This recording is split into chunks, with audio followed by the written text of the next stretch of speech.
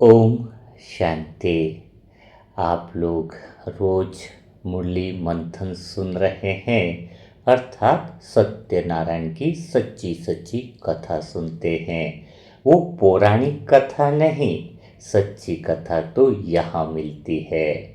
सच्ची कथा एक बार अगर कोई इंसान सुन ले, जो सत्य को दिखाने वाली होती है, सत्य को जानने वाली होती है। तो जब हम सत्य चीज को जान जाते हैं, सच्ची सच्ची सत्यनारायण कथा सुन लेते हैं, तो जीवन के सारे दुख परेशानियां खत्म हो जाते हैं।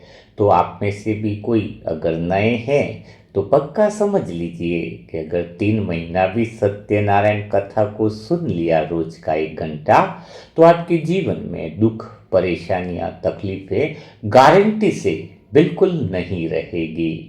तो आज हम वही बात की शुरुआत कर रहे हैं और लोगों के प्रश्न के सवाल भी इसी के साथ जवाब भी दे रहे हैं, ताकि आपको क्लियर हो कि सच्चाई क्या है, सत्यता क्या है।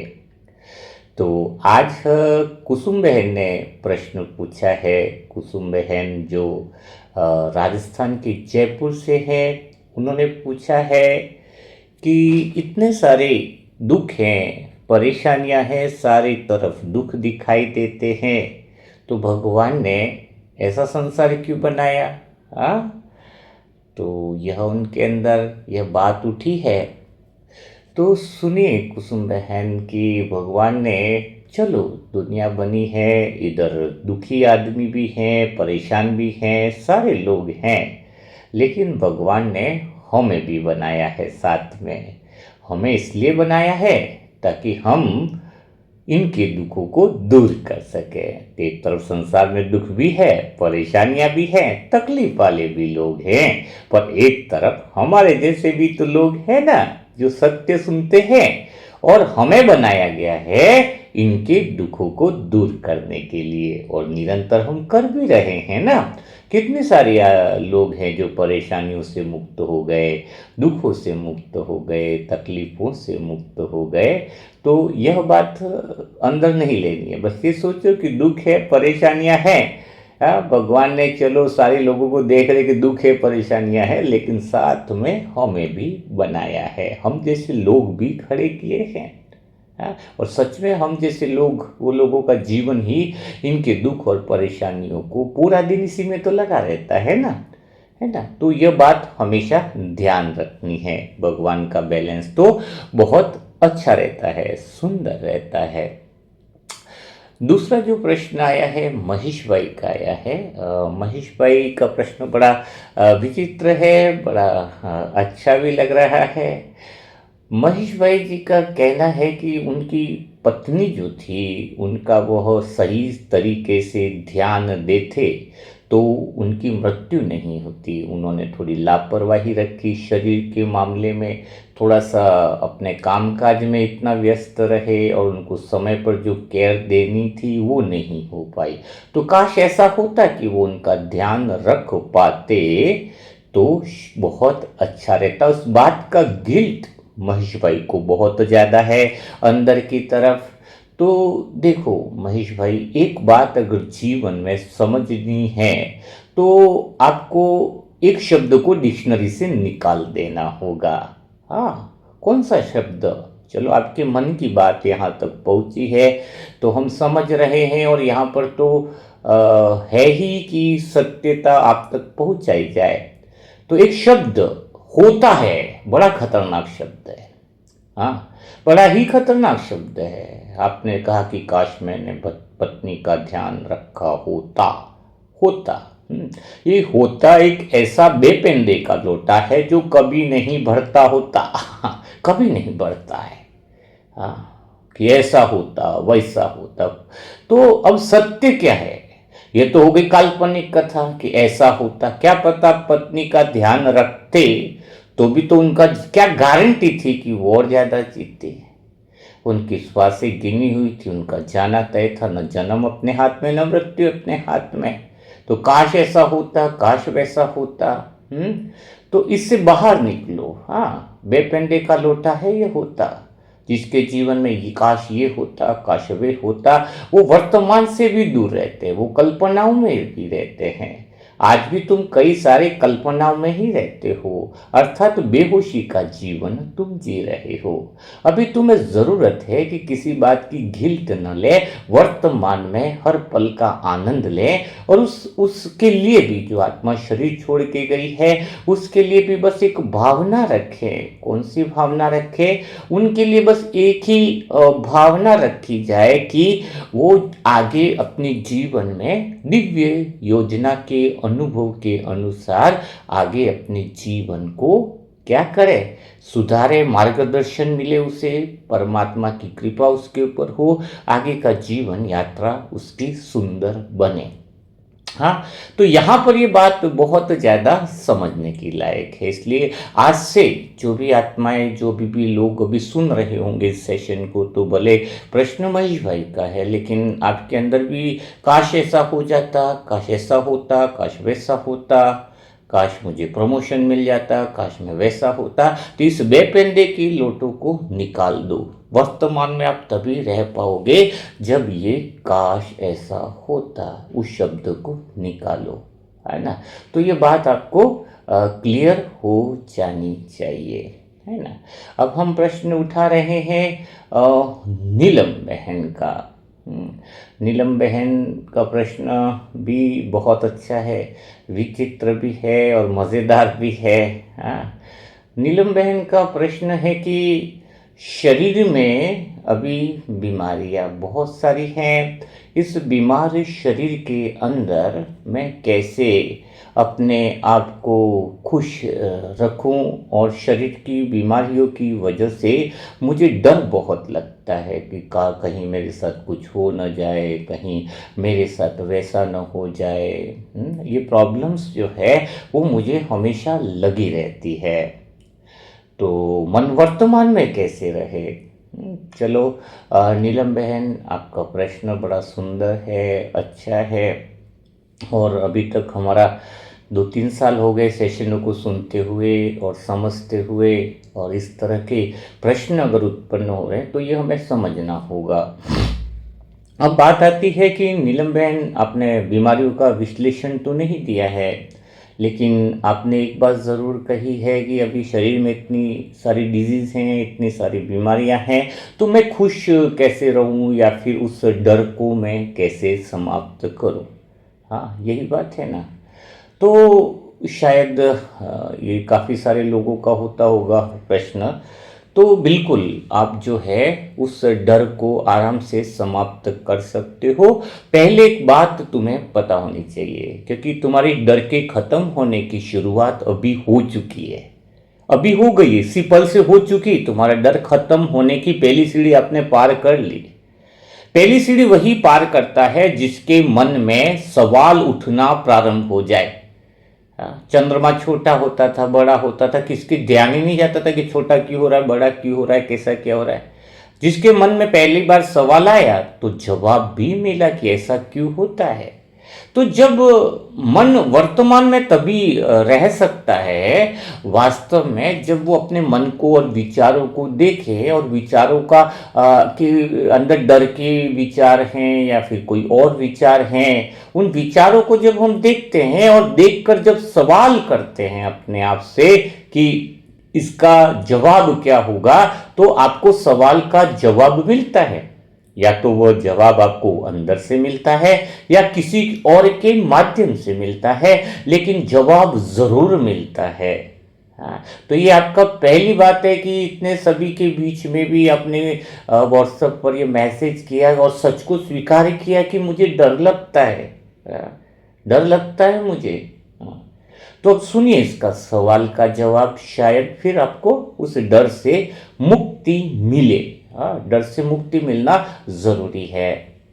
तो सबसे पहली बात, जैसे आपको डर आ रहा है कि शरीर है कल नहीं रहे, कल मतलब कई डर, मेरे हिसाब से तो मृत्यु का हो सकता है आपको ज़्यादा। हाँ, और आपने जिस हिसाब से बताया, बीमारी का डिस्क्रिप्शन नहीं दिया, तो शायद बीमारी आपको लग रही होगी कि बहुत बड़ी बड़ी बीमारियाँ हो सकती है। ये दो कंडीशंस हो सकती हैं आपके अंदर। तो सबसे पहली बात, आप उस चीज से निकल सकते हो। पहली बात आज से पक्की कर लो, जो दवाई शरीर को ठीक करने के लिए है, जो दवाई शरीर को ठीक कर सकती है, चाहे कोई सी भी बीमारी हो, कैंसर तक की भी बीमारी हो, तो कोई डरने की बात नहीं है। हाँ, क्योंकि यहाँ पर तो कैंसर वाले लोग भी बहुत पेशेंट ठीक हो गए। हाँ, तो अभी आपको दवाई कौन सी लेनी है? वह दवाई लेनी है जो आपके अंदर से दवाई तैयार हो जाती है। आपको वो दवाई तैयार करनी है। आपके अंदर वो दवाई है जो शरीर की कोई भी बीमारी को ठीक कर देगी, 100% ठीक कर देगी। हाँ, बिल्कुल पूर्णतः विश्वास के साथ यह बात कही जा रही है कि आपके अंदर वह दवाई है जो ऐसी दवाई पूरे शरीर को ठीक कर सकती है। वो दवाई तैयार करने की विधि आपको आनी चाहिए। तो नीलम बहन, बहुत ध्यान से और केयरफुली आप सुनिएगा कि वो दवाई कौन सी है, वो दवाई तैयार कैसे होगी, उसकी विधि क्या है, उसका प्रोसेस क्या है। तो पहला प्रोसेस आपको सुनना है, समझना है ना। पहला प्रयोग जो है वो सुनना है, समझना है। तो शुरुआत कहाँ से होती है? किसी भी चीज की शुरुआत जो होती है वो होती है कि आपके सवाल का जवाब आपको सही रीति से मिले और सारी समस्याओं का अंत, सारी समस्याओं का समाधान है कि आपका मन सत्यता के केंद्र पर आ जाए, सत्यता की सही जानकारी आपको मिल जाए, तो सारे समाधान आपको मिल जाते हैं। अब आपको शुरुआत हमेशा 4 चीजों से करनी है। तो बिल्कुल आज आपकी दवाई तैयार हो जाएगी। दुनिया की कोई ताकत नहीं है जो आपके शरीर की बीमारी को बढ़ा सके। सोचो जरा, इतना कॉन्फिडेंस है क्योंकि हमें किसकी ताकत है? सत्यता की ताकत है। यहाँ पर सत्यनारायण की कथा सुनाई जा रही है, टाइम पास नहीं किया जा रहा है। तो आपको कहाँ से शुरुआत करनी है? जो दूसरी आत्माएं भी इस बहन के प्रश्न से, कई सारे लोग भी अगर अंदर से प्रश्न होंगे तो उनको भी जवाब मिल सकता है। तो शुरुआत आप 4 चीज़ों से करोगे। नोट डाउन करो डायरी में, और डायरी में नोट डाउन करने से आप कोई भी चीज़ के समाधान पे पहुंच सकते हो, कोई भी परेशानियों से दूर हो सकते हो। तो पहली चीज़ है, मन को पूछना है, मन के विचारों को देखना है। पहला विचार है, विचारों को परखना है कि वहम, क्या वहम। अब इस नीलम बहन को देखो, हो सकता है बीमारी बड़ी हो, हम मना तो नहीं कर रहे हैं, दुनिया के लिए बड़ी हो सकती है वो बीमारी। तो पहले लेकिन उनके अंदर डर है कि कल कहीं मैं मर तो न जाऊं। तो यह अपने आप से पूछो पहला, क्या यह वहम है? तो अंदर जवाब आएगा कि बिल्कुल वहम ही है। तो गारंटी तो है नहीं भाई कल मर जाए। अगर कल गारंटी हो कि सुबह उठ के मर जाएं, तो फिर सत्य हो सकता है। लेकिन ये तो क्या है? पहले पूछो, कोई सा भी विचार है उसका मन को सत्य तक पहुंच जाए तो जिंदगी बदल जाती है। तो मन को 4 चीजों की परखने की बात है। पहला है वहम। तो बहन, आपको डर लगता है कि कल मैं ना रहूं तो? यही तो डर है ना, खुली बात की जा रही है कि कल कहीं मर तो ना जाऊं तो। तो अब अपने आप से पूछो, भाई क्या सत्य है कि वहम है ये तुम्हारा? सत्य होगा तो कल तुम लुढ़क जाओगे, शरीर छूट जाएगा, पर सत्य तो है नहीं, वहम ही है तुम्हारा, गारंटी तो है नहीं। तो ये होगी पहली बात। आपका विचार जहां तक मुझे लग रहा है वो ये है कि यह वहम है। ठीक बात है, पहली चीज। दूसरी बात है, तथ्य है क्या ये बात? तथ्य यानी सभी सबूतों के आधार पर देखी गई चीज को तथ्य कहते हैं। तथ्य क्या दिखा रहा है? जैसे एक लकड़ी है, पानी में डूबा तो टेढ़ी मेढ़ी दिख रही है। टेढ़ी दिख रही है ना, लकड़ी पानी में डूबा है तो सीधी नहीं दिखती, आधी लकड़ी टेढ़ी दिखती है। भले लकड़ी टेढ़ी नहीं है लेकिन दिख तो रही है टेढ़ी है। तो तथ्य तो यह है कि टेढ़ी दिख रही है। तथ्य सत्य नहीं होता है, पर तथ्य यह है कि लकड़ी टेढ़ी दिख रही है पानी के अंदर आती। तो तुम्हारी रिपोर्ट्स तुम्हें दिखा रही हैं कि तुम बीमार हो, शरीर तकलीफ में है, परेशानी में, ये तथ्य, ये सत्य है, इसको तो नकारा नहीं जा सकता। वो पहली बात तो वहम की थी, लेकिन रिपोर्ट्स बता रही है कि तुम्हें जो दुनिया में बड़ी बड़ी बीमारियां कही जाती है, जिनके कई बार इलाज भी नहीं है और कई बार इलाज होने पर भी इसके रिजल्ट्स नहीं मिलते हैं। तो रिपोर्ट्स देख करके आपकी शायद जो भी बीमारी हो, हमारे पास तो नहीं है इसकी इंफॉर्मेशन, लेकिन आपका सवाल आया है तो हमारा फर्ज बनता है कि हम आपको जवाब दें। तो आपकी बीमारियों की रिपोर्ट जो है वो बता रही है कि आपका तथ्य क्या है। तो तथ्य तो है, सही है भाई, रिपोर्ट्स से है ना, बीमारी है। तो पहली तो हुई वहम, वहम पहली बात तो ये कि आपका डर वहम है, लेकिन दूसरी तथ्यात्मक बात हुई कि वहां पे तथ्य तो है, यानी बीमारी तो है, रिपोर्ट्स बता रही है, बराबर। अब तीसरी बात आती है, फिर सत्य क्या है? हाँ, सत्य क्या है?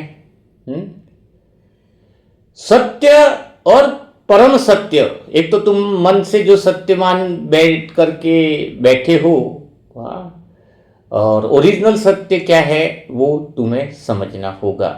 अब सत्य क्या मान करके बैठे हो कि इस बीमारी से मेरी मृत्यु होगी, क्या ये सत्य है? तीसरी बात कह रहा हूं मैं आपको, इस बीमारी से आपके शरीर की मृत्यु होगी, ये तीसरे विचार तक लेकर जा रहा हूं मैं, सत्य तक है। ये तीसरा सत्य है, लेकिन वो पूर्ण सत्य नहीं है जिसको आप मान करके बैठे हो। तीसरा सत्य है जो तुम उधार का सत्य है। तीसरा सत्य जो है वो तुम मान कर बैठे हो कि इस बीमारी से ही आज नहीं, कल नहीं, परसों मेरी इसी शरीर में इसी बीमारी से मृत्यु होगी।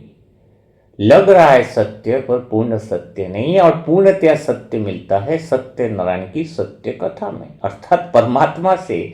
जब मन सत्य के केंद्र पर स्थित हो जाए तो मन अमन बन जाता है। तो हर चीज में हमें पूर्णतया सत्य देखना होगा। अब सत्य क्या है पूर्णतया? जो तीसरा सत्य तुमने माना कि इस बीमारी से मेरी जान चली जा सकती है, मैं इस बीमारी से मरूं, वो भी गारंटी तो है नहीं, इस बीमारी से भी तुम मरो, इसलिए पूर्णतया सत्य नहीं कह सकते। कल दूसरा कुछ हो जाए, एक्सीडेंट हो जाए, उससे भी शरीर जान जा सकती है। हाँ, जो बीमारी है उसकी प्रॉब्लम छोड़ करके दूसरी बीमारी से भी तुम्हारे शरीर जा सकता है, इसलिए उसको अधूरा सत्य बोला है। और लोगों ने तुम्हें डराया हुआ है कि इस बीमारी में तो कोई बचा नहीं है। बहुत सारे लोगों ने बताया ना, इस बीमारी से ज़्यादातर मृत्यु होती है, ये होती है। हाँ? और लोगों के विचारों का प्रभाव तुम पर पड़ा हुआ है। लेकिन यह गारंटी नहीं है, अधूरा सत्य है। तो पूर्णतया सत्य में तुम्हें रहना है, तुम्हारे मन को पूर्णतया सत्य में लाना है। तो पूर्णतया सत्य में आज से प्रैक्टिस करनी है आपको।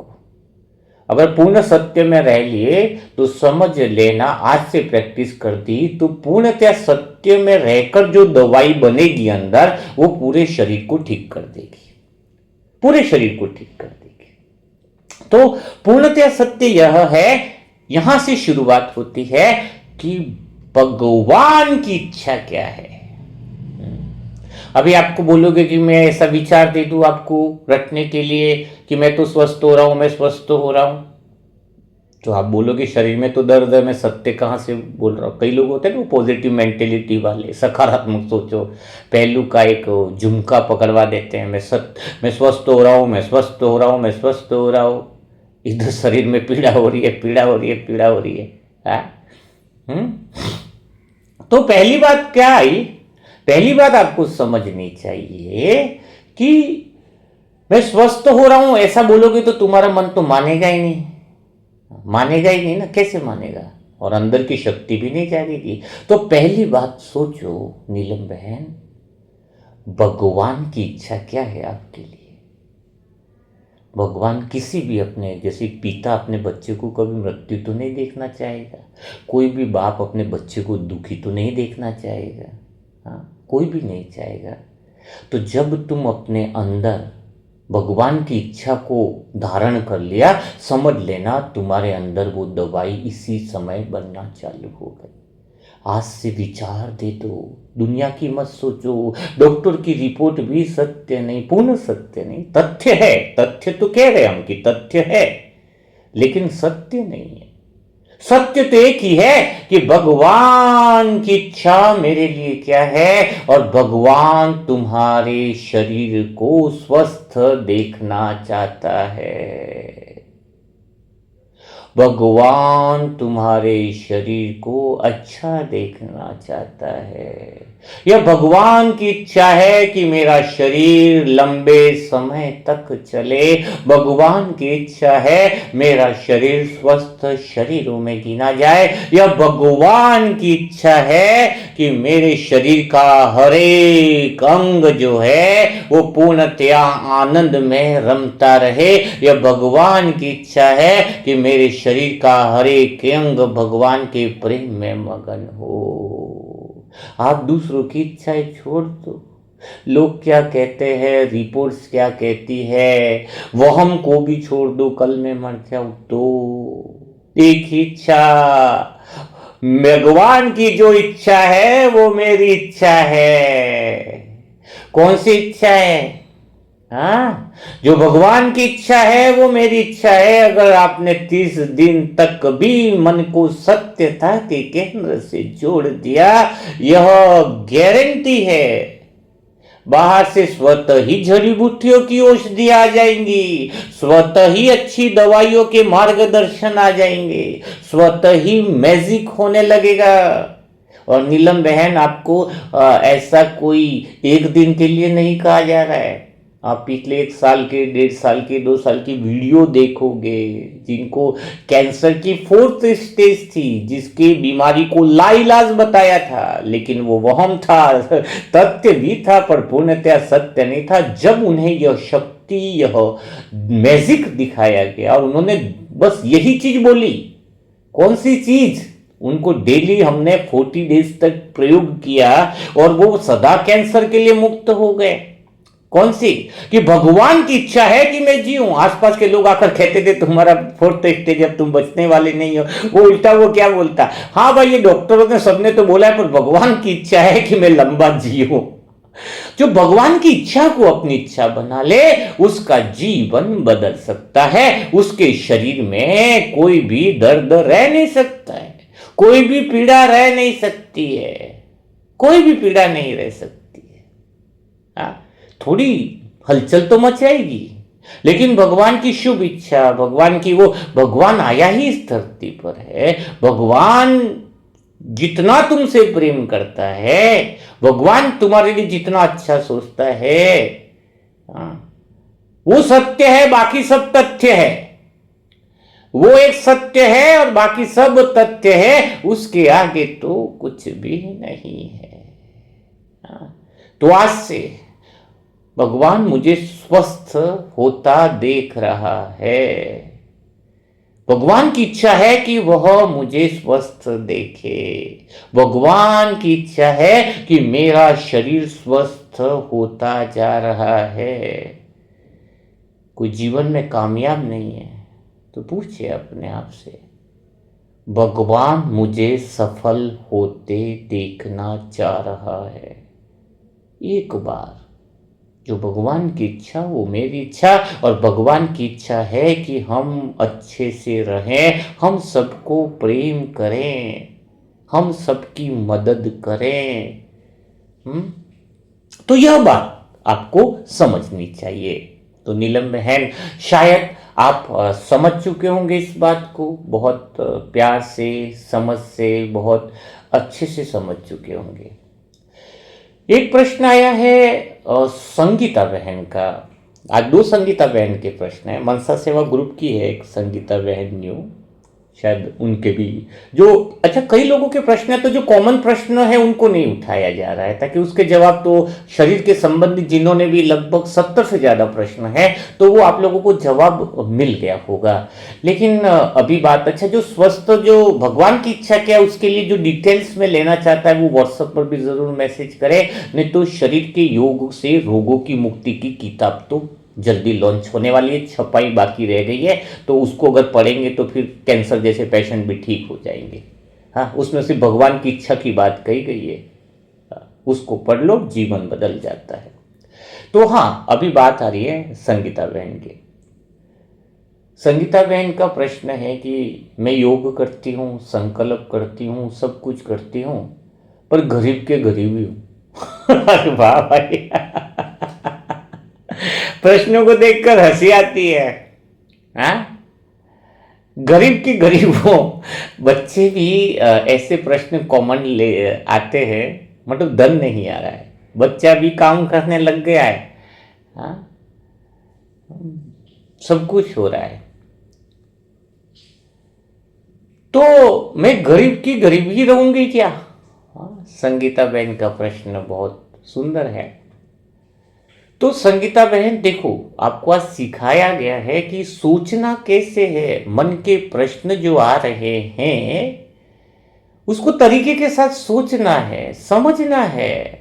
जब तक आप सोचोगे नहीं, सही तरीके से समझोगे नहीं। अभी आपने बोला कि मैं क्या भविष्य में भी गरीब रहूंगी, तो बताओ, पहले शुरुआत वहीं से होगी। क्या यह वहम है या सत्य है, पहले ये बताओ। तो ये तो वहम ही होगा, क्योंकि गारंटी तो है नहीं कि तुम भविष्य में भी गरीब रहो। क्या पता तुम अमीर बन जाओ। भविष्य में भी, भविष्य में भी गरीब रहो, ये तो वहम ही हुआ ना, कुछ गारंटी तो है नहीं तुम। तो पहली बात, मन की चार चीजों के अनुसार हमें सीखना चाहिए, ताकि हम अपनी इमोशंस, अपनी भावनाओं को, अपनी चीजों को हम कंट्रोल कर सके। तो संगीता बहन, फर्स्ट चीज जो आपके लिए आती है वो यही है कि मैं गरीब हूँ। तो यह वहम है, पहली बात तो हम उसके आधार पर देख रहे हैं आपको। दूसरी बात, तथ्य।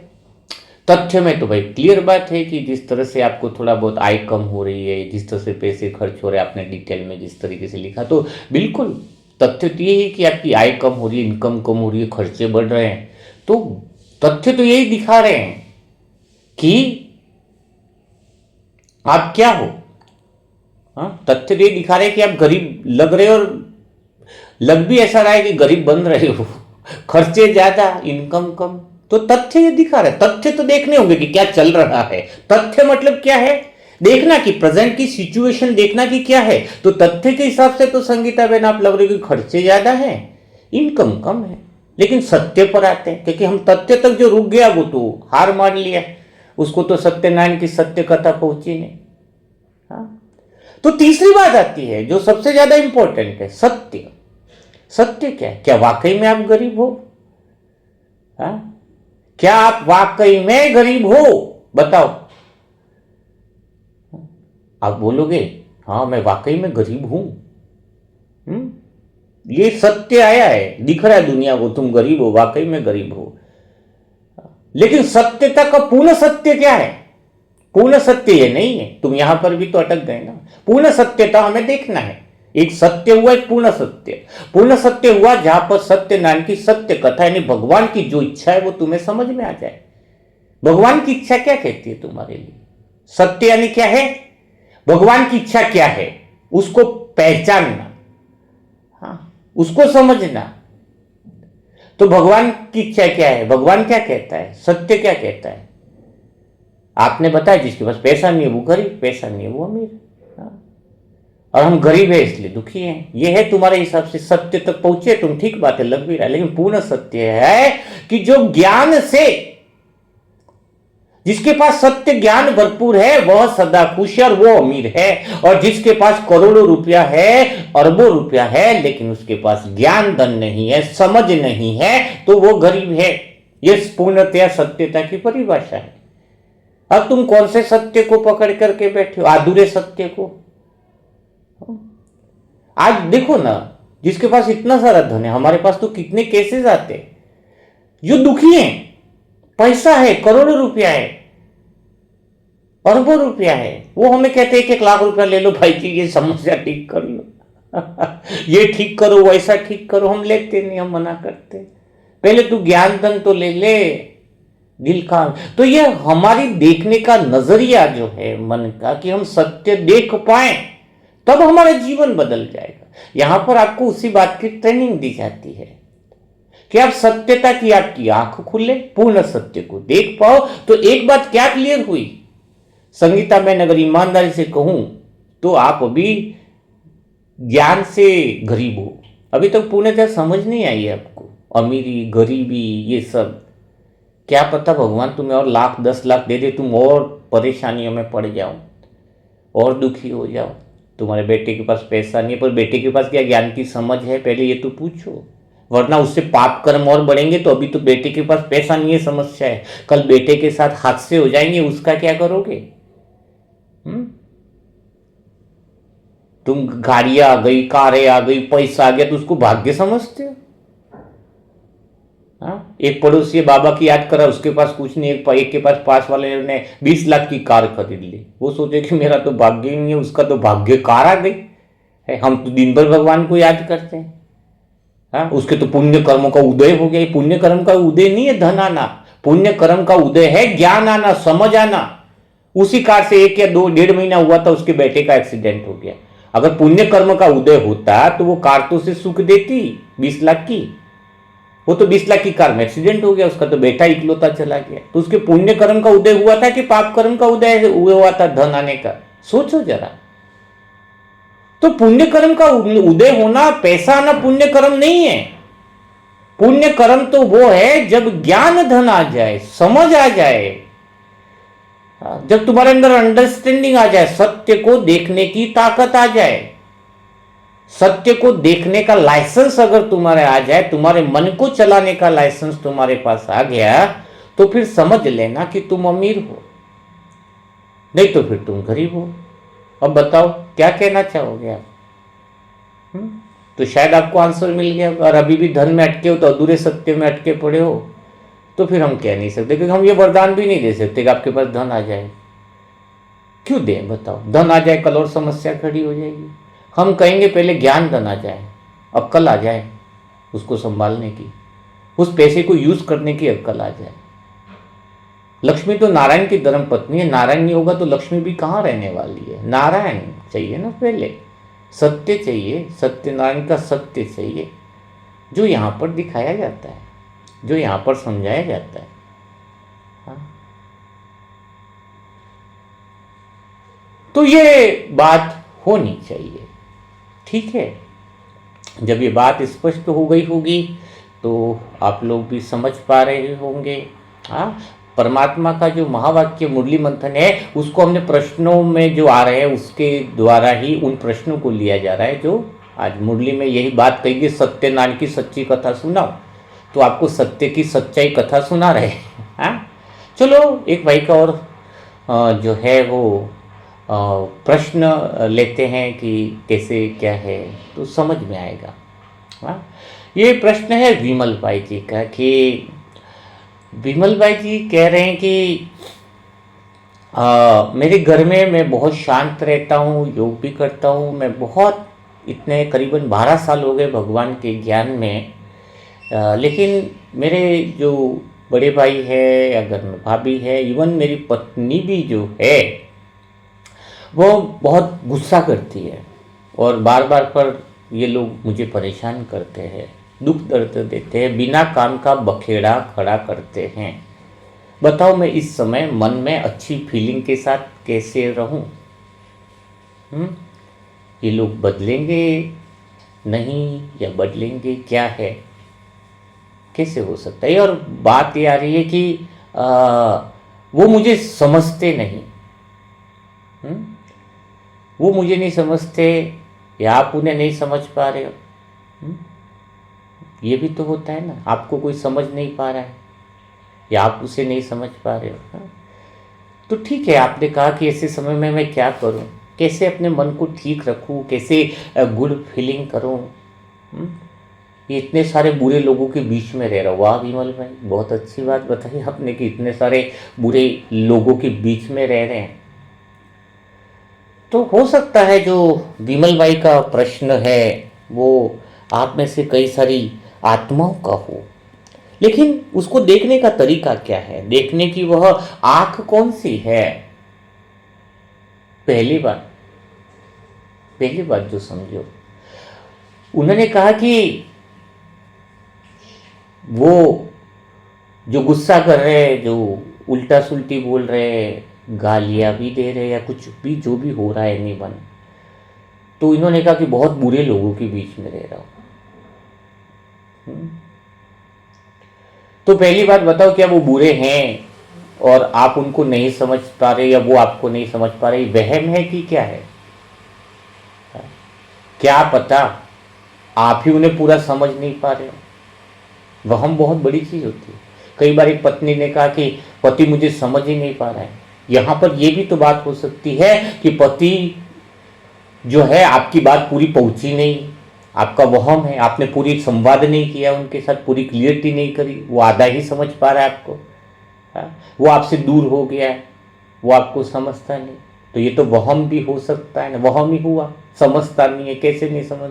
और वो किस मोड़ में है, किस परिस्थिति में, किस सिचुएशन में अपन जब बात कर रहे हैं कि वो हमें नहीं समझता है, क्या पता वो ऑलरेडी टेंशन में हो और वो कर रहा है।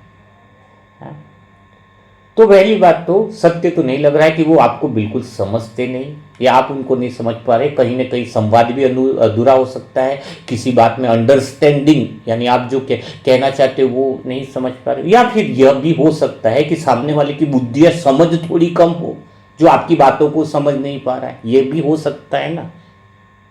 चलो भाई, हम समझा रहे हैं किसी को, लेकिन अभी भी मैं कई सारी बातें बता रहा हूँ, कोई नहीं समझ पा रहा, तो खराब तो नहीं हुआ ना। बुरा इंसान कैसे हो गया? उसकी बुद्धि कम है, अभी उतनी ताकत नहीं है उसको समझ की जो बातें मैं पहुंचा रहा हूं। हाँ, तो इसका मतलब ये नहीं कि वो मुझे समझ नहीं पा रहा, उसकी समझ की सीमा उतनी है ना। अभी समझ की सीमा उसकी बड़ी नहीं है, वो ताकत बड़ी नहीं है ना, तो हम उसे बुरे तो नहीं कह सकते। ये जो विमल भाई आप जो कह रहे हो कि बुरे हैं, यह बात थोड़ा सा आपको वहम है, मतलब ये बात तो क्लियर हो गई कि क्या है, यह वहम है। अब दूसरी बात आते हैं तथ्य पर। तथ्य क्या है? वो आपको बुरा भला बोलते हैं, वो आपको गुस्सा करते हैं, हर बार में आपको टोकते हैं, आपकी बात को नेग्लेक्ट करते हैं, आपकी बात को मानते नहीं है। तो ये तो तथ्य है, दिख रहा है, इसमें तो कोई हमें कुछ निकालने की तो जरूरत ही नहीं है। ये तो तथ्य है ना, दिख रहा है ना भाई, आपको बोल रहे हैं, ठीक बात है। ये तो तथ्य दिख रहा है ना, वो आपको अगेनिस्ट जा रहे हैं, घर में अगेनिस्ट जा रहे हैं, बहू अगेनिस्ट जा रही है, अंकल जी अगेनिस्ट है, भाई अगेनिस्ट है, हो सकता है। तो ये बात तो तथ्य भाई, ये बात तो हम विमल भाई आपकी स्वीकार करते हैं कि तथ्य तो है, पर बुरे हैं वो पहली बात तो आपको ध्यान रखने की, वो वहम है। मतलब वो समझते नहीं है, वो बात वहम है कि आपको पूर्णतः आपका कहीं ना कहीं अंडरस्टैंडिंग या फिर उनकी बुद्धि की क्षमता कम है। तो ये तो पहला तो वहम है, लेकिन दूसरे तथ्य में सत्य, तथ्य तो दिखाई दे, पर तथ्य सत्य नहीं होता है, यहां पर ये बात समझना है। तो अभी सत्य क्या है? तीसरा सत्य क्या है? क्या फिर वो तथ्य तो सामने आ गया कि वो आपको बुरा भला कहते हैं, तो क्या सत्य यह हुआ कि वो बुरे लोग हैं? सत्य क्या हुआ फिर, ये बताओ। सत्य क्या है? क्या वो बुरे लोग हैं वाकई में? तुम्हारे भाई, तुम्हारे अंकल जी, या फिर तुम्हारे वाइफ जो लगातार आपका क्रिटिसाइज करते हैं, हर बात को काटते हैं, गुस्सा करते हैं, तो क्या वो बुरे लोग हैं क्या? विमल भाई मैं आपसे पूछना चाहता हूँ। हाँ, तो बिल्कुल आप बोलोगे तो बुरे लोग हैं। आप इतना अच्छा काम कर रहे हो और भगवान का योग कर रहे हो, आप किसको डिस्टर्ब नहीं कर रहे हो, वो निरंतर आप पर चिल्लाते रहते, तो बुरे हैं। यहाँ पर इंसान रुक जाता है और यहाँ पर फंस जाता है, मन फंसा देता है। मन सत्यता पर नहीं आया, यह है अधूरा सत्य। क्या बोलेंगे इसको? अधूरा सत्य। पूर्णतया सत्य नहीं है कि वो बुरे हैं, वो अधूरा सत्य है। और जिसको हम सत्य मान करके बैठे, वहीं पर समस्या चालू होती है। तो फिर सत्य क्या है? पूर्ण सत्य क्या है? वो पूर्ण सत्य ही यहाँ पर डेली 1 घंटे में आपको सिखाया जाता है। पूर्ण सत्य यह है कि वो बुरे नहीं है, वो मजबूर है। कब समझ में आएगी विमल भाई जी बात? 10-12 साल हो गए ज्ञान में, कहां से समझ ले रहे हो अभी तक? हाँ, कितना, शायद 6-7 दिन ही हुए उनको जुड़े हुए। आप हमारे मनसा परिवार की पुरानी आत्माओं से पूछो, जो गर्भग्रस्त में रहते हुए भी सारी बातों की समझ उनके अंदर आ रही है। हाँ, चलो कोई बात नहीं विमल भाई, बहुत अच्छी बात है, लगे रहो साथ में। तो सत्य क्या है? सत्य यह है कि वो बुरे नहीं, वो मजबूर है। और मजबूर इसलिए है कि उनके इमोशन भरे हुए हैं, कंट्रोल नहीं रहा उनका, मजबूर है अपनी आदतों से, मजबूर है अपने संस्कारों से। वो चाहते नहीं है गुस्सा करे, पर वो कमजोर है, वो अपनी आदतों से मजबूर है और वो बोल बैठते हैं। उनकी कमजोरी, उनकी मजबूरी हमें देखनी चाहिए, ताकत देनी पड़ेगी उनको। तुम्हें योग बल में यह ताकत, यहां समझ मिली है, हम जी थोड़ी पाएंगे, हम गलतियों को तो नहीं देख पाएंगे। अगर तुम गलतियों को देखोगे तो गलतियां, वो कमजोरी है उनकी, मजबूर है वो उसके हाथों से, क्या बोलोगे उनको, पहले से मरे पड़े हैं ये सब उनको, और तुम कमी निकालोगे तो कहाँ जाएंगे ये सब, कहाँ जाएंगे बताओ, कहाँ जाएंगे। तो ये मजबूर है? गलत नहीं है बेचारे, बुरे नहीं है। अब मजबूर है तो तुम्हें क्या करना चाहिए, भगवान की इच्छा है क्या, सत्य यानी भगवान की इच्छा। जैसे तुम्हारे शरीर को स्वस्थ तो भगवान देखना चाह रहा है, उसके साथ भगवान की शुभ इच्छाओं को पकड़ो, सारी इच्छाओं को, मजा आएगा। तो भगवान चाहता है कि तुम्हें उनके ऊपर दया करो। दया माना कौन सी, गरीब समझ करके नहीं, कमजोर समझ के नहीं, DAY, दिव्य अनुभव योजना के अनुसार पत्नी है तो उसका भी मंगल हो, भाई है तो उसका मंगल हो, अंकल जी है तो उनका मंगल हो, और कोई दोस्त रिश्तेदार भी आप पर चिल्ला रहे हैं तो दिव्य योजना के अनुसार इनका मंगल हो, मंगल हो, मंगल हो। हाँ बताओ, तो पूर्ण सत्य क्या हुआ, सत्यता का केंद्र जो है, आत्मा का सत्यता का केंद्र जो है, सत्य चित्त आनंद स्वरूप। जब मन सत्यता की ओर मुड़ जाए तो जीवन बदल जाता है, सब कुछ स्वतः ही घटता है। कोई लोग कुछ ना करे, बैठे बैठे ही सारी दुनिया की चीजें घर बैठे आकर्षित हो जाएंगी। घर बैठे कहीं जाने की जरूरत नहीं है, टिके रहने की जरूरत है, सत्यता की जगह टिके रहे। तो विमल भाई शायद अपने आप से पूछ लेना कि आपके घर वाले लोग जो भी हैं वो बुरे हैं क्या, कि मजबूर है। और मजबूर है तो तुम्हारी ज़रूरत है, इसलिए भगवान ने तुम्हें वहाँ पर भेजा है ताकि आप उनकी मदद कर सको। वो बुरा नहीं चाहते, वो मजबूर है। कोई लोग कहते हैं ना, मैं हाथ उठाना नहीं चाहता था पर हाथ उठा दिया, उसका हाथ उनके कंट्रोल में नहीं है ना। पत्थर किसी को मार देते हैं, क्या है वो, उनका हाथ ही उनके ही कंट्रोल में नहीं है, बोल उनके कंट्रोल में नहीं है। जब भगवान की इच्छा इस मुख से निकले, दवाई भी तो मुख से लेते हैं ना, तो अगर मुख से ही वो विचार निकले तो दवाई बन जाते हैं कि मैं भगवान की इच्छा के अनुसार, भगवान क्या चाहता, भगवान ये चाहता है तुम्हारे लिए कि तुम इन मजबूर जो हैं, आदतों से मजबूर, स्वभाव से मजबूर, संस्कारों से मजबूर, उनकी मदद करो। भगवान की इच्छा तुम्हारे लिए है ना। तो भगवान की इच्छा तो यही कह रही है कि तुम इनकी क्या करो, मदद करो। तो अभी आपको समझ में आ रहा होगा कि हमें कैसे भावनाओं को देखना होता है। 4 चीजों से, वहम से, पहला वहम तो नहीं है, दूसरा तथ्य, फिर सत्य, और फिर पूर्णतया सत्य। तो एक बहन का प्रश्न और ले लेते हैं। हाँ, वो काफ़ी अच्छे हैं, समझदार हैं। उनका प्रश्न बच्चों के लिए है प्रश्न बड़ा है। बहन ने बोला मेरा नाम गुप्त रखना। चलो ठीक है, ये भी वहम है कि सत्य है, वो ही जाने, पर उनका नाम नहीं रखते, कोई दिक्कत। उन्होंने बोला मेरे बच्चे से बड़ी परेशानी है, बड़े शैतान है, छोटे हैं बच्चे, बड़े शैतान है, इतने शैतान है कि पूछो ही मत। बताओ, तो ये प्रश्न मेरा ज़रूर लेना। और लिखा क्या है, प्रश्न मेरा ज़रूर लेना। तो देखो, बच्चे शैतान हैं, शैतानी की तो परिभाषा अलग है, खिलौने उठा रहेंगे, पटक रहेंगे। बच्चे की तो क्रीड़ा है, तो शैतान है, और भविष्य में भी कहीं उनको डर है ऐसी शैतानियाँ करके कहीं बहुत उथल पुथल तक। तो ये भी आपका एक वहम है। लेकिन तथ्य ये कह रहा है कि वो दिन भर में बहुत शरारतें कर रहे हैं, 2 दिन भर में उल्टा सुल्टी सब कुछ कर रहे हैं।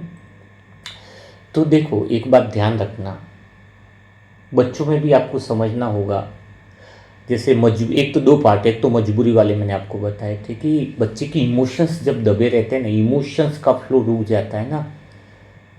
कई बार बच्चे कहेंगे तुम मेरे को समझते नहीं, तो आप उनकी बातों को सुन लो, वो चाहे गुस्से में बोले, कुछ भी करें, एक बार खाली हो जाने दो उनको। कभी भी बच्चे को तुरंत चुप मत कराओ। बोले कि तुम बिल्कुल बेकार हो, ऐसा करके आप 15 मिनट बाद वो एक ही बात बोलेंगे, तुम्हारे जैसा कोई नहीं। वही बच्चा जो बोल रहा है तुम बहुत बेकार हो, वही सुनने के बाद बोलेंगे कि तुम्हारे जैसा कोई नहीं। क्योंकि उनके अंदर वो फ्रस्ट्रेशन कहीं से, बुक होमवर्क नहीं किया है या फिर टीचर ने डांटा है, न जाने कौन सी बातें लेकर के आए बच्चे, उनको तो ये भी पता नहीं कि हम कौन सी बात लेकर आए। आप सुनना सीखो, उनकी भावनाओं को, उनकी बातों को निकाल देने दो। बच्चों के साथ सही रहने की एक ही टेक्निक है कि उनकी बातों को सुन लिया जाए। पहला तो अगर वो कंडीशन है तो आप वो अप्लाई करो, और दूसरी अगर और ज़्यादा अच्छा हो तो बच्चों को कैसे संभालें, उसकी हार्ड कॉपी अवेलेबल हो गई है। हाँ, वो बुक आप खरीद कर उसको अच्छे से पढ़ें कि बच्चों को पढ़ाए कैसे, संभाले कैसे, उनकी आदतों को कैसे बदले। एक सीमा बहन का भी शायद प्रश्न था, तो वो बुक ज़रूर आप हार्ड कॉपी है, कल परसों लिस्ट में डाली नहीं है, एक साथ 15-20 बुकें लिस्ट में डालने वाली है। उसके अंदर यह बुक भी है कि बच्चों को संभाले कैसे। तो अब आगे शैतानी वाली बात, तो जो उल्टा सुल्टी फ्रस्ट्रेशन वाली बात तो बता दी, अब शैतानी वाली बात आ गई। तो तथ्य तो क्या है, शैतानी कर रहे हैं भाई, तथ्य तो दिख रहा है। सत्य क्या है कि ऐसे शैतान तो बहुत बदमाश लड़के हमारे बच्चे, तो ये तुम्हारी बात आ गई। सत्य कौन सी बात है कि मेरे बच्चे तो बहुत बदमाश हैं। पूर्ण सत्य क्या है, बाल क्रीड़ा कर रहे हैं, कृष्ण की क्रीड़ा कर रहे हैं, जैसे कृष्ण बचपन में मस्ती करते थे, शरारत करते थे।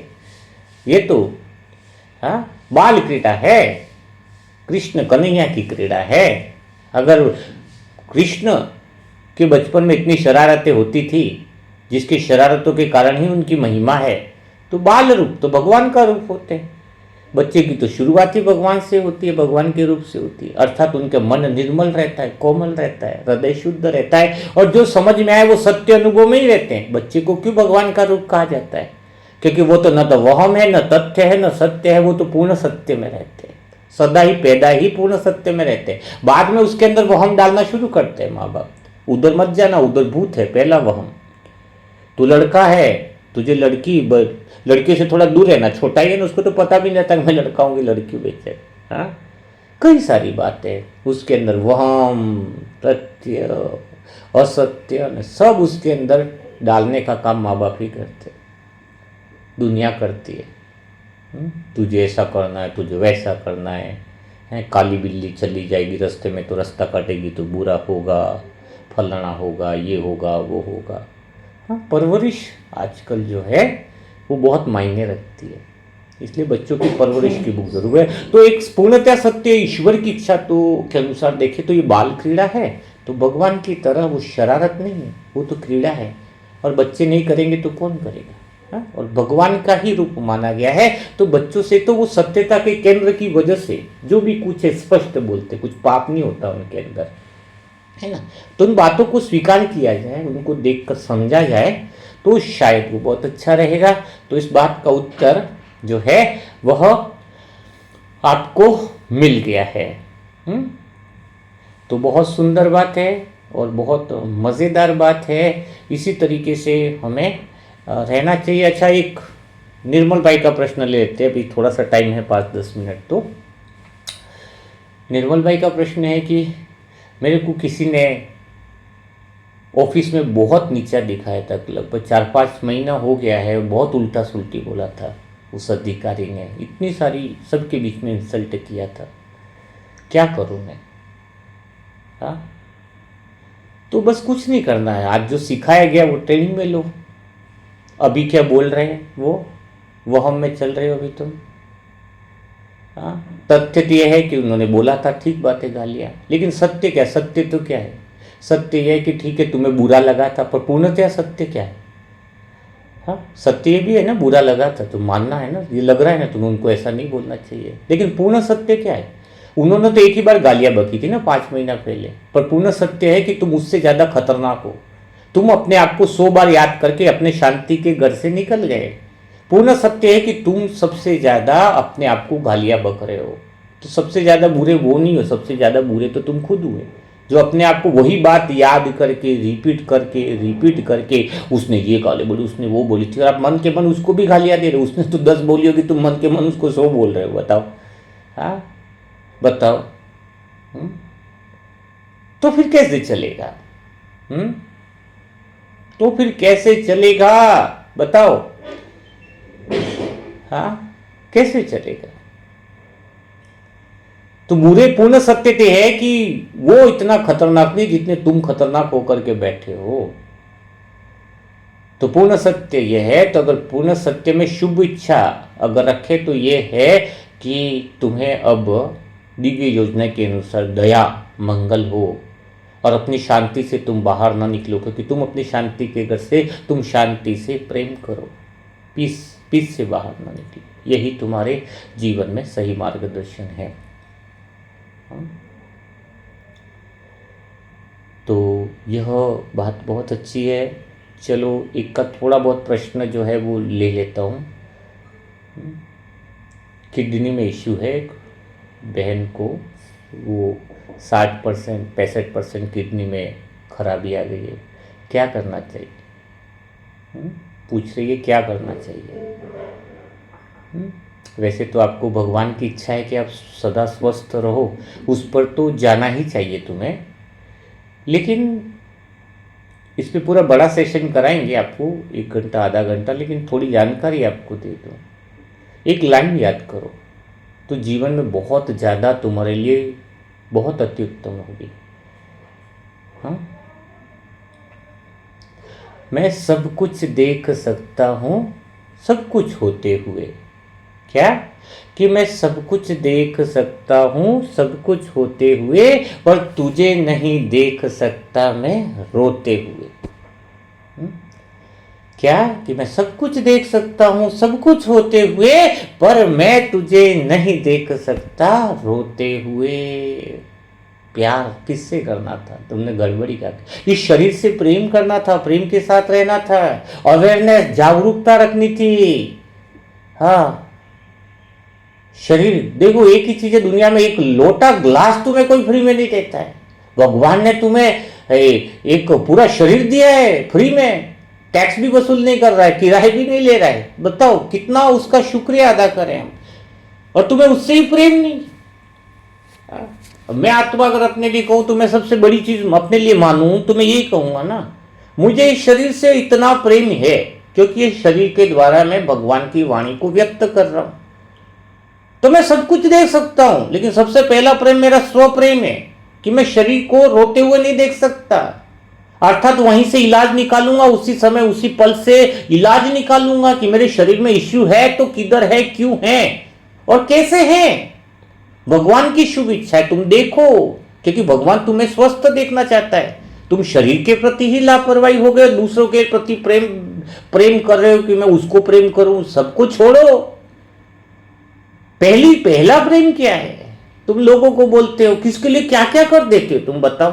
कोई घर में किसी को 20 लाख 10 लाख की एडजस्टमेंट करना है तो न जाने कहां से व्यवस्था करके देता। जिससे प्रेम है उसने मोबाइल की डिमांड कर ली तो कर्जा करके मोबाइल ला के देते। वाह रे वाह। हाँ, वो उनके लिए कहते हैं कि मैं सब कुछ दे सकता हूं लेकिन नहीं देख सकता तुझे रोते हुए। उसको रुलाओगे तुम और ज्यादा सामान ला ला करके। कौन सा कल्याण कर दिया तुमने दे दे करके। पहला तो ये कल्याण करना था, खुद का ध्यान रखना था कि मैं सब कुछ देखूं पर मैं अपने शरीर को रोते हुए नहीं देख सकूं। अर्थात क्या है, अभी भी हम वो खोज करें, वो सवाल पूछे कि क्या बीमारी है तो उसका मैं क्या इलाज करूं। वो इलाज जब सोचोगे दुनिया के हिसाब से मत पकड़ो, अटेंशन दो।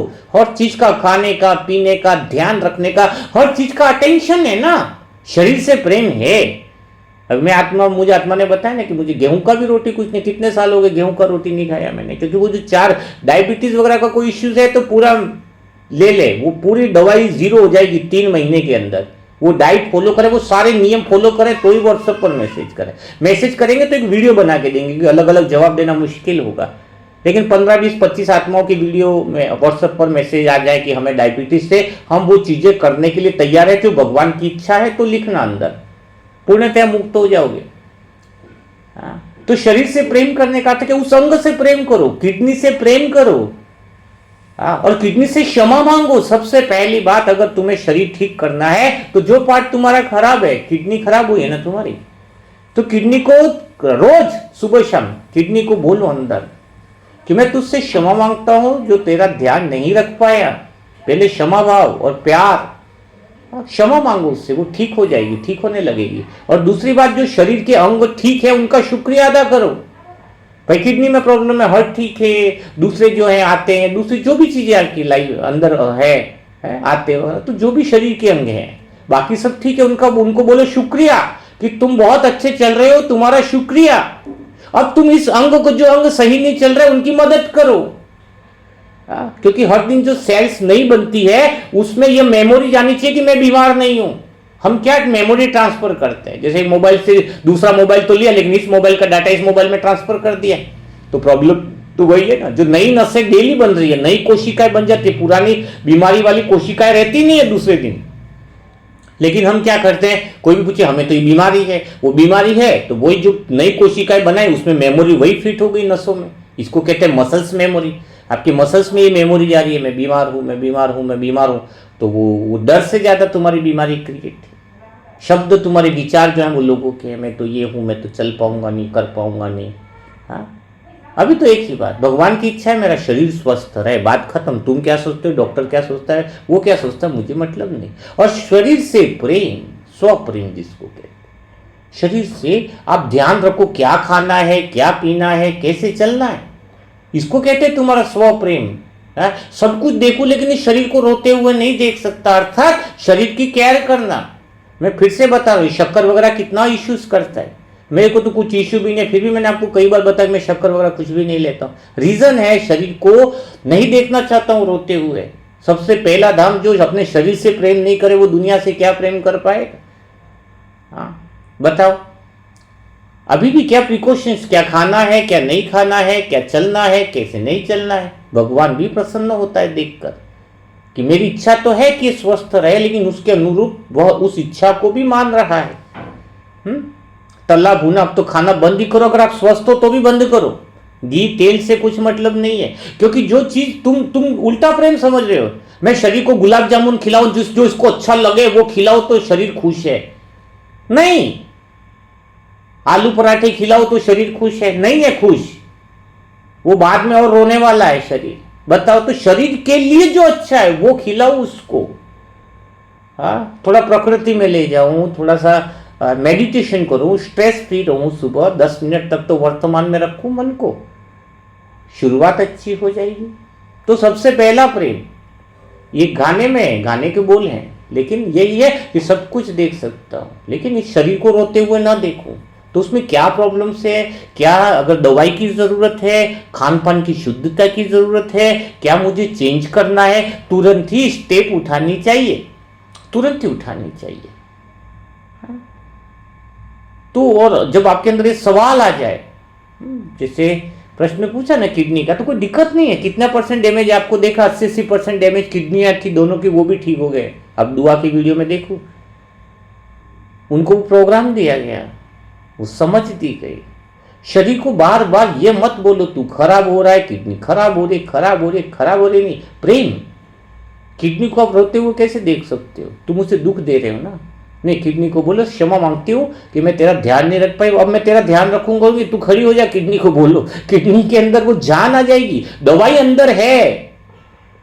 अद्भुत शक्ति है विश्वास की, अद्भुत शक्ति है विश्वास की, अद्भुत शक्ति है इस उम्मीद के चमत्कार की। सत्य का केंद्र यानी ना उम्मीद को भी उम्मीदवार बना देना। भगवान कहता मैं किसी मुर्दे को जिंदा नहीं बनाता, पर भगवान कहता जो मेरी इच्छा को समझ ले वो पार हो जाता है। अमर लोक का अर्थ समझते। दादियों ने 100 साल में शरीर छोड़ा, अपनी इच्छा से छोड़ा कि अब मेरी इस शरीर से जो मुझे सेवा करनी थी वो मैंने कर ली। एक फीलिंग आती है उसको, बहुत अच्छे कार्य करने के बाद एक फीलिंग आती है, भगवान तेरी इच्छा मैंने बहुत पूरी कर ली, अब तेरे पास रहने की इच्छा। ये है दिल से। ब्रह्मा बाबा को एहसास हो गया कि लास्ट दिन शरीर छोड़ने वाला, कितना खुशी से टाटा बाय बाय करके गुड नाइट बोला, पता है आपको। अंतिम विदाई है, लास्ट पहले से बोल दिया ब्रह्मा बाबा ने, खुशी खुशी शरीर छोड़ा। बताओ, एक एक समय आता है जब हम भगवान की इच्छा के अनुरूप रहते हैं, भगवान की सेवा करते हैं, उसके बाद जो शरीर छोड़ने का जो मजा है वो एक परम आनंद है, खुशी से, कि जैसे हम भगवान को बोल रहे हैं कि अब ये शरीर 100 साल का हुआ है या अब ठीक है और इससे सेवा करनी थी, कर ली बाबा, अब तुम्हारे पास हूं। ये कुछ मजा है। आधी अधूरी कामनाओं से चले जाओगे, भगवान की इच्छाओं को समझा नहीं। तुम बस वो वहम में ही पूरी जिंदगी निकाल दी, भूतकाल का वहम, भविष्य का वहम। वो सत्य तो नहीं है, न तथ्य भी थोड़ा हो सकता है, सत्य नहीं। और सत्य भी होगा तो पूर्णतया सत्य नहीं होगा, पूर्णतया सत्य तो यहां पर सिखाया जाता है। तो चलो 1 घंटा हो चुका है और आज की मुरली में जो पॉइंट थी कि सत्यनारायण की सत्य कथा सबको सुनाओ, तो आपको क्या वो सत्य कथा आप तक पहुंची है? हाँ। और जिसको भी कुछ ऐसे प्रश्न हो, तकलीफें हो, समझ में नहीं आ रहा हो कि क्या किया जाए, तो व्हाट्सएप पर जरूर मैसेज करें। दूसरे दिन के मुरली मंथन में उससे रिलेट होगा अगर प्रश्न, उस बात से भगवान ने वो बात कही होगी तो उस बात के प्रश्न को तुरंत ले लिया जाएगा, नहीं तो आपके प्रश्न को जिस दिन वो मुरली के अंदर वो बात आएगी उसी दिन आपका प्रश्न का उत्तर ले लिया जाएगा। तो आज का मुरली मंथन आपको कैसा लगा कमेंट बॉक्स में जरूर लिखिएगा, ताकि समझ में आए, सब लोगों तक ये बातें पहुंचे हैं। और ऐसी जो मन को सुंदर तरीके से प्रोग्रामिंग कैसे करें, नॉन बीके के लिए सभी तरह की बहुत सारी बुक्स जो हैं वो अभी और लॉन्च हो रही है। जो नए लोग हैं बुक खरीदना चाहते हैं उनके लिए मोबाइल नंबर है 7202921969। इस पर ओम शांति लिखें और इस पर ओम शांति लिख करके इस पे हार्ड कॉपी मंगवाने की डिटेल आप जरूर मंगवाएं। और भगवान की एक शुभ इच्छा है, जो शुभ इच्छा को पूरी करना चाहते हैं वो कर सकते हैं। एक नई ऐप बनाई, ऐप जो बनी हुई आत्मा की यात्रा, जो 7 लाख का खर्च करके आपके लिए निःशुल्क उपलब्ध कराई गई है। तो उस ऐप में एक वीडियो सेक्शन ऐड कर रहे हैं हम, जहां पर आपको ऐसे बहुमूल्य, बहुत महत्वपूर्ण जानकारी बहुत कम शब्दों में आपको मिलेगी। और वहां पर वीडियो का सेक्शन ऐड करने पर खर्चा तो लगता है। तो भगवान की शुभ इच्छा यही है कि आप जो आत्माएं कैपेबल हैं वो शुद्ध रीति से इस कार्य में सहयोग करें। ये मेरी इच्छा नहीं है, ये भगवान के केंद्र से शुभ इच्छा है। जो सत्य के केंद्र पर हो उन तक वो बात पहुंचाई जा रही है, लेकिन सिर्फ मनसा सेवा ग्रुप की आत्माओं के लिए। अन्य कोई आत्माएं जो नई है, मुरली मंथन सुन रही है या भले 2 साल से भी सुन रहे हैं लेकिन मनसा सेवा ग्रुप में नहीं है, तो वो कृपया करके, उनसे 1 रुपया लिया नहीं जाता, तो कृपया मैसेज न करें, है ना। अगर आपको मनसा सेवा ग्रुप से जुड़ना है तो मुरली मंथन की बुक्स लो, पहले पढ़ो, समझो, ज्ञान की समझ तुम्हारे पास आ जाए तो फिर आप भविष्य में सहयोगी बन सकते हो इस ज्ञान के प्रकाश को फैलाने के लिए। तो कल फिर हम मुलाकात करेंगे ऐसे दिल छू जाने वाले, बहुत शुद्ध, मन को छू जाने वाले, सही समझ देने वाले मुरली मंथन के साथ। तब तक के लिए सभी प्यारे भाई बहनों को ओम शांति, ओम शांति, ओम शांति।